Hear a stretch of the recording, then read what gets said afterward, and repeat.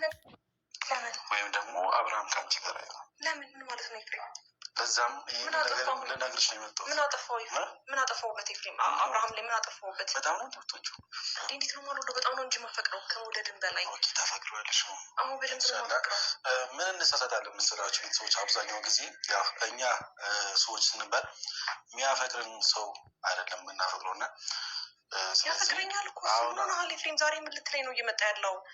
አልገባኝም። ምንድነው እያወራ ያለው? በእግዚአብሔር በሂደት ይገባሻል። ምንም ማድረጋችን ግን ያንን ፎቶንም ብናወርደው ደስ ይለኛል። ሶፋ ከማቆሸሽብሽ ወይስ ሰራተኛ ይምጣ ወይስ እኛና ችግር ቁጭ ለምናወራበት ነገር ካለ ቁጭ ለናውራ። ፎቶ መውረዱም ለምን አስፈለገ? እንደዛ አይነት ፎቶ ነው። አሁን ካሁን በኋላ አብርሃም ፎቶ ምን ይሰራል እዚህ ቤት? ቤትሽ ሙሉ ያረ ትንሽ ያበላሽው የእሱ ፎቶ ነው እና ችግር የለውም። የእሱ ፎቶም ኖርማል ነው። ቆንጆ ቆንጆ ፎቶ እና አንቺን እንነሳና ኧረ የሚነሳ ነገር ያስነሳህ እናንተ ኤፍሬም ማለት ነው። ወላሂ እኔ ትላንትና ሀሳቤ ሳልጨርስ ነበር እንደ አጋጣሚ ሰው መጥቶብኝ የተውኩት።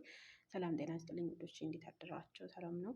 ላይክ ሰብስክራይብ እያደረጋችሁ ለኤፍሬም እያደረሳችሁልኝ ማለት ነው። ላይክ ስታደርጉ ቪዲዮ ዩቲዩብ ራሱ ሼር ያደርገዋል ማለት ነው። ስለዛ ላይክ አድርጉልኝ ማለት ነው።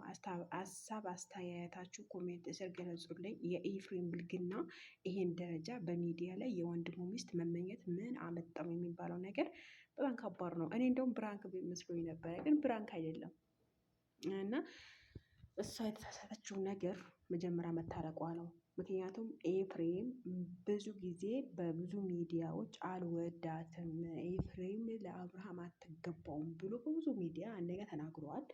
ሁለተኛ ነገር ቤቷ መጥቶ አንኳክቶ ስትከፍትለት መክፈት ራሱ አልነበረባትም። ምክንያቱም እዛ አብርሃም የለም፣ ከእሱ ጋር ሰው የለም ሲመጣ ማለት ነው። የሄርሜ ደግሞ ደንግ አለች፣ ላብላብ ሆናለች አንደኛ ማለት ነው። እንደዚህ መነካካት ረቢስ በጣም ነው የሚያሳፍረው። ሀቂቃ ነው የምላችሁ። ይሄ በጣም ይሄ አስጠሊት ምን ልበላችሁ፣ በአላህ ይሆንባችሁ። የሆነ የምትጠየፉ ሰው አለ አይደለም። በቃ የወንድሙ ሚስት ናት፣ እርጉዝ ናት። ሆዷ አይወት ደግሞ ሆዷ ራሱ እኮ ወጥተዋል። ጅንስ ተልበስ ልጅ ልጅ ሆዷ ራሱ ወጥተዋል። ደግሞ ሲጀመር ጅንስ መልበስ የለባትም፣ እርጉዝ ናት። እኔ ጅንስ እንዴት እንደለበሰች ባላቅም፣ ግን ሆዷ እየወጣ ነው፣ እየገፋ ነው። እዩት።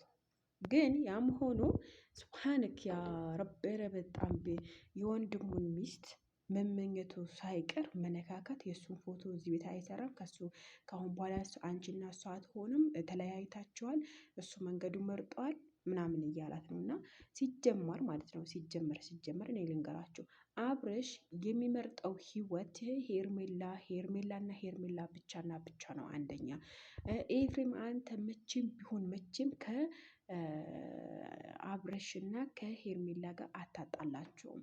ለምስላቸው መቼም ቢሆን አይጣሉም። ምክንያቱም ብዙ ጊዜ ታስታውስ እንደሆነ ይቅርታ አድርግልኛል፣ ጥያቄ ልጠይቅ። ሄርሜላ በጠፋችበት ሰዓት እንዴት እንደሆነ የሚወዳት እንደውም እንዴት እንደሚወዳት የዛኔ ነው የተረዳው እሱ ራሱ ማለት ነው። ሲጀምር መቼም አብርሃም ጥላ ወደ አንተ አትመጣም። ሲጀምር ምን አይነት የወንድ አልጫነቅ ምን አይነት ብትሆን ነው? በአላህ ይሁንብክ። ቆይ ወይኔ ብስሚላ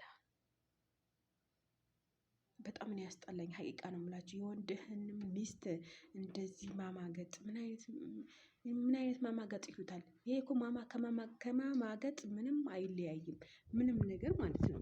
ይሄ ደግሞ ትልቅ ብልግና ነው። እሺ እኮ ሚዲያ ላይ እኮ ማውጣት እኮ አልነበረባቸውም ሲጀምር። እንደዚህ ሲያደርግ ሄርሜላ ራሱ ይሄ ቪዲዮ መውሰድ አልነበረበሽም። በሀቂቃ ነው ምንሽ። ምክንያቱም አብርሃም ራሱ ሲያዩ ምን አይነት ይሰማዋል? አንደኛ አንቺ ሚስቱ ነሽ፣ ሁለተኛ እሱ ወንድሙ ነው። እንዴት ቤት ወጥቶ ቤት ይግባ እሱ?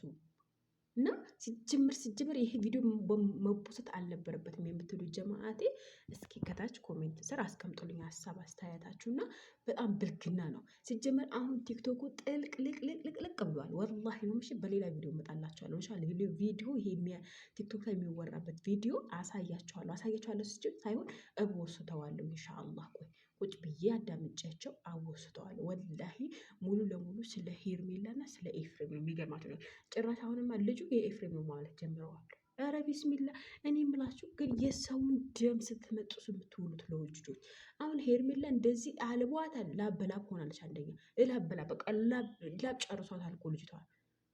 እስኪ ተመልከቷት። ሲጀምር እስኪ ላብ ናት። ሲጀምር ደንግጣለች። አንዴ ግን ደንግጣለች። አብርሽና እኔ እንዴት እንለያየን? በምክንያት እየተለያየ ነው። ምን አድርጌው ነው? ያደረጉት ነገር የለም እያለች እየቀባጠረች እየተነገረች ነው። እየለመነችው ነው። ውጣልኝ ብላ እየለመነች ነው። አንደኛ። ሁለተኛ ነገር ደግሞ አብርሃም ለምንድነው ስልክ የማያነሳላት? በምን ምክንያት ነው? ምን ሆኖ ነው? በምን ምክንያት ተጣልተው ነው? ማንን ነው ደግሞ የመረጠው አብርሃም? እና ኤፍሬም በጣም ከአንተ የማይጠበቅ ከአንድ ወንድም የማይጠበቅ ነገር በጣም ነው የሚያስጠላብህ። ሚዲያ ላይ አምሮብኛል ብለህ መተህ እንደዚህ የምታደርገው ወላሂ ተሳስተሃል። እኔም ብለህ ንገሬ ተሳስተሃል። ህዝቡ ሁሉ አንተ ላይ ነው የሚወርደው። የፈለገ ሩታ ራሱ ቢወድ ሄርሜላ ራሱ ቢወድ ማለት ነው ወንድሙን ሚስት እንደዚህ ማማገጥቱ የሩታ ራሱ አድናቂዎች አንተ ላይ ነው የሚወርዱብህ በእርግጠኝነት ማለት ነው። እና በጣም ያስጠላል በጣም